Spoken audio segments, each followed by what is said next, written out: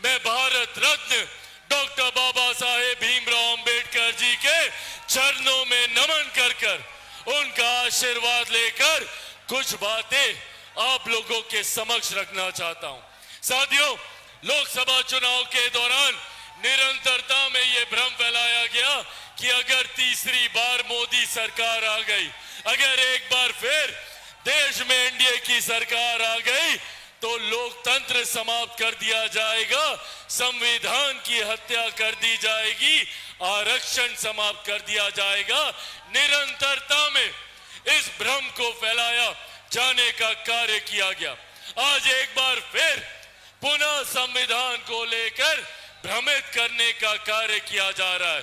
पर ये बातें हम लोगों को जानना जरूरी है कि जो लोग आज संविधान की हत्या की बात करते हैं, सही मायनों में अगर देश में किसी एक कालखंड में अगर संविधान की हत्या की गई थी तो वो 1975 में आपातकाल लगाकर सही मायनों में संविधान की हत्या करने का काम कांग्रेस, उनके नेता और उस वक्त की प्रधानमंत्री इंदिरा देवी जी के द्वारा की गई थी। उस वक्त सही मायनों में इंदिरा गांधी के द्वारा लोकतंत्र की और संविधान की हत्या की गई।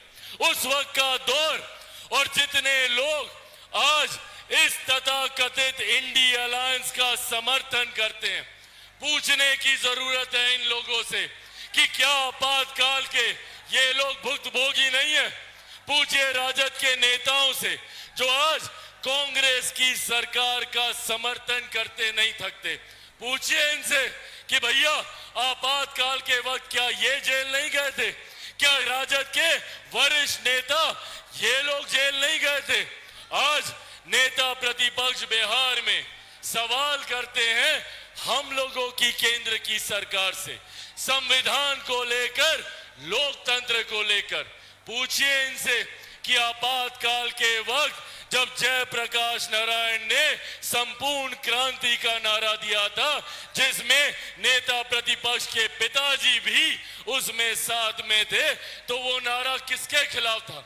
जयप्रकाश जी का वो संपूर्ण क्रांति का नारा इस कांग्रेस की सत्ता को, सरकार को उखाड़ फेंकने के खिलाफ था।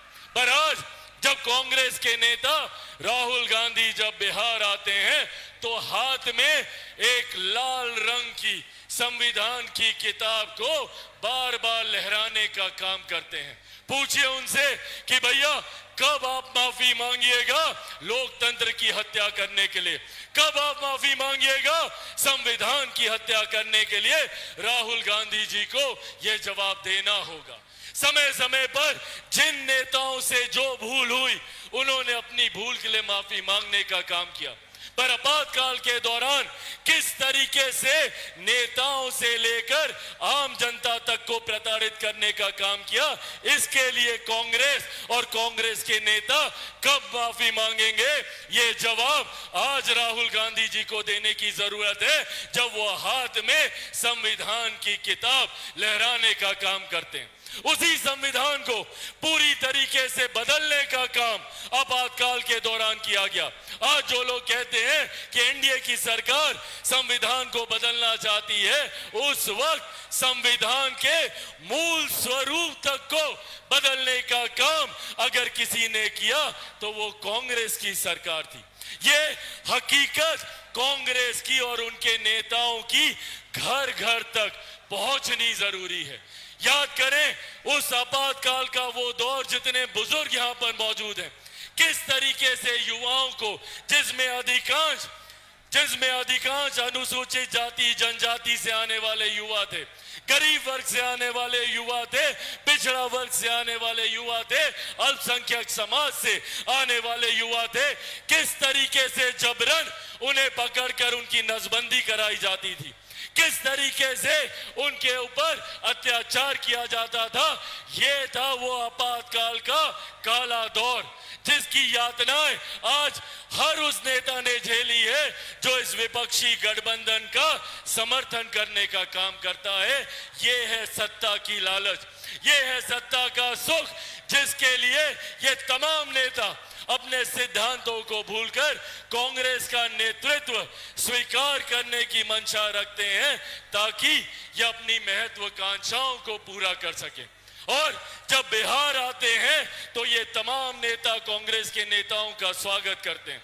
बताए तेजस्वी जी कि क्या आप राहुल जी से आपके पिता के साथ हुए अत्याचारों के लिए माफी मांगने को कहेंगे? क्या आप राहुल जी से पूछेंगे कि क्यों इतने लंबे समय तक पिछड़े वर्ग से आने वाले लोगों के साथ अन्याय करने का काम किया? मंडल कमीशन की रिपोर्ट 10 साल तक इंदिरा जी के पास और उसके बाद राजीव गांधी जी के पास ठंडे बस्ते में पड़ी रही।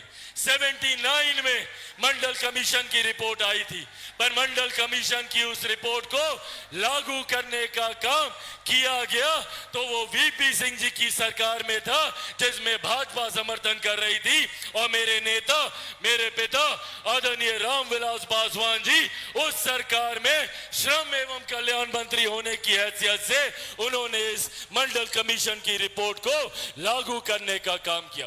पूछें ये सवाल तमाम विपक्ष के नेता जो आज इस तथाकथित इंडिया अलायंस का समर्थन करते हैं कि क्यों इन लोगों ने मुसलमानों के साथ अत्याचार करने का काम किया।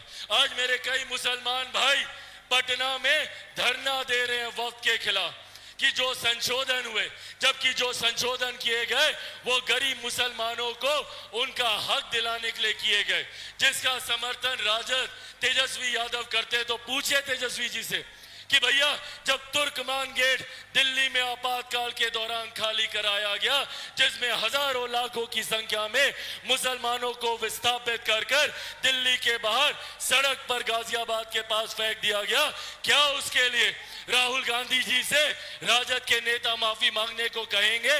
साथियों, हकीकत है ये जितने दल हैं ये सिर्फ और सिर्फ सत्ता की लालच में एक दूसरे के साथ है।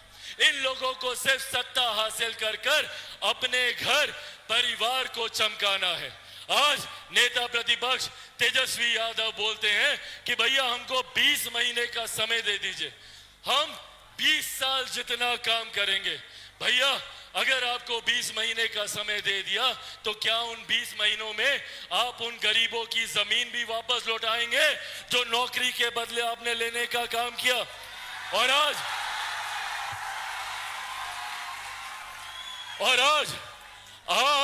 तो आप और नौकरियां देने का वादा कर रहे हैं, तो क्या और जमीन हासिल करने की सोच है आपकी? आप कहते हैं कि हम कलम बांटेंगे।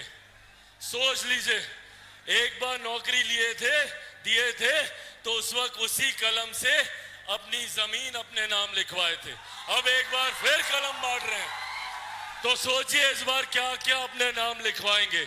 इसीलिए साथियों, आज आप लोगों से यह आग्रह करने आया हूं, जरूरी है एक ऐसी सोच के साथ जुड़े रहना जो सही मायनों में विकास की बात करती है, जो जात पात धर्म मजहब से उठकर 14 करोड़ बिहार वासियों की बात करती हो, बिहार को विकसित बनाने की बात करती हो। आज जब चिराग पासवान वापस बिहार लौटना चाहता है तो कईयों को तकलीफ होती है, कईयों की चिंता बढ़ती है, क्योंकि ये वही लोग हैं जिन्होंने 90 के दशक में लाखों बिहारियों को पलायन करने पे मजबूर किया।